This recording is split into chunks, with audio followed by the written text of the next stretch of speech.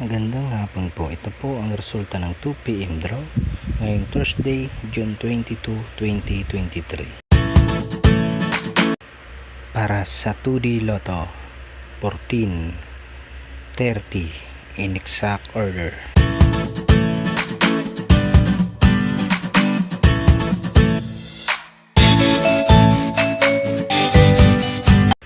At para naman sa 3D Lotto, 4, 1, 3 in exact order.